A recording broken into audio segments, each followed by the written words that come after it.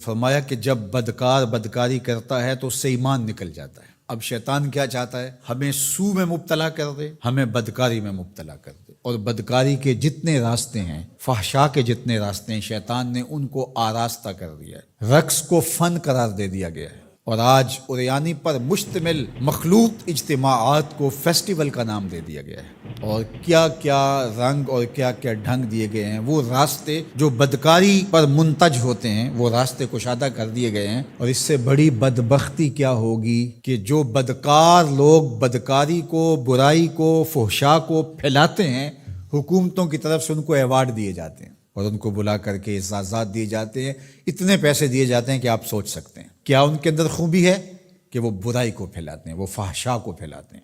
یہ معاشرے کا بدترین طبقہ ہے جن کی وجہ سے بدی پھیلتی ہے، نوجوانوں کے اخلاق بگڑتے ہیں، ان کا کردار مسخ ہوتا ہے۔ جو شخص بدکاری میں پڑ گیا اس کے دل کا چہرہ مسخ ہو کے رہ گیا، داغدار ہو کے رہ گیا۔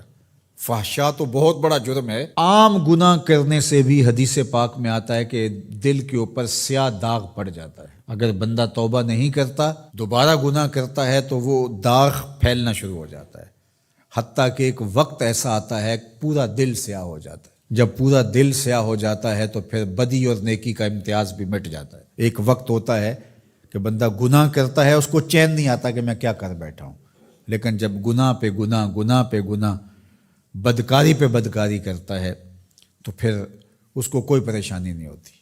میں اس کی مثال دوں گا کہ پکا نمازی ہو تو کبھی اس سے نماز چھوٹ جائے تو وہ عجیب بے چینی میں ہوتا ہے کہ آج ہوا کیا میرے ساتھ، قضا بھی کر لیتا ہے پھر بھی بے چین رہتا ہے۔ لیکن جو بے نمازی ہے وہ روز چھوڑ رہا ہوتا ہے، اس کو پرواہ بھی نہیں ہوتی۔ اگر کوئی شریف آدمی کسی کو ظلماً تھپڑ مار بیٹھے تو اتنی تکلیف اس کو نہیں ہوتی جتنی اس کو ہو رہی ہوتی ہے۔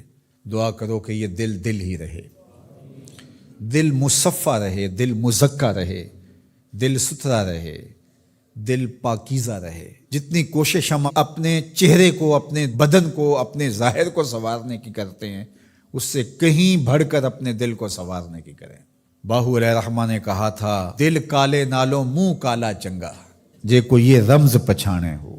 تو شیطان دل پہ ہی قبضہ جماتا ہے۔ شیطان جاسم علی قلب ابن آدم فاذا ذکر اللہ خنس واذا غفل وسوس، تو یہ غافل نہ ہو پائے، ہر وقت اللہ کے ذکر میں رہو۔ اس لیے ہمیں 5 بار مسجد میں بلایا جاتا ہے۔ نمازیں ہیں تو ہم صبح ساری پڑھ لیں، ایسا نہیں ہے، ہمیں مختلف اوقات میں بلایا گیا ہے۔ صبح اٹھتے ہی سجدہ ریز ہو جائیں، پھر کام پہ جائیں، کام میں انہماک ہونے لگے تو پھر بلا لیا گیا، آؤ جو ظہر کے وقت، پھر گئے تھوڑا وقت گزرا تو پھر انہماک ہونے لگا، کھونے لگے تو کہا پھر آ جاؤ عصر کے وقت، پھر چھٹی ہوئی گھر جانے لگے، کہا پہلے نماز پڑھ لو، پھر کھانا کھایا، بچوں میں بیٹھے کھیل کود میں لگے، دل غافل ہونے لگا، کہا آ جاؤ پھر عشاء کے وقت آ جاؤ۔ اور نماز سے پہلے بھی ذکر، نماز کے بعد بھی ذکر، سونے سے پہلے ذکر، سونے کے بعد ذکر، اٹھتے ہوئے ذکر، کھاتے ہوئے ذکر، کھانے کے بعد دعا، آئینہ دیکھتے ہوئے دعا، لباس بدلتے ہوئے دعا، سیڑھیاں چڑھتے ہوئے، سیڑھیاں اترتے ہوئے، کسی چیز کو دیکھتے ہوئے، کسی مومن کو ملتے ہوئے۔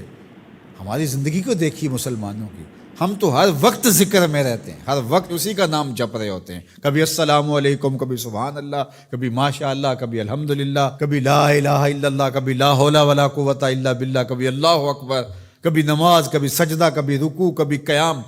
کیسی زندگی ہے مومن کی۔ اور 8 دن کے بعد تفصیلی روشنی کے لیے ہم مسجدوں کے اندر حاضر ہوتے ہیں، اس میں خطبہ سنتے ہیں، اس میں گفتگو سنتے ہیں، بیٹھتے ہیں، ذکر فکر کرتے ہیں، اور پھر ماہ سیام آ جاتا ہے تو پوری ٹیوننگ ہو جاتی ہے پورے جسم کی۔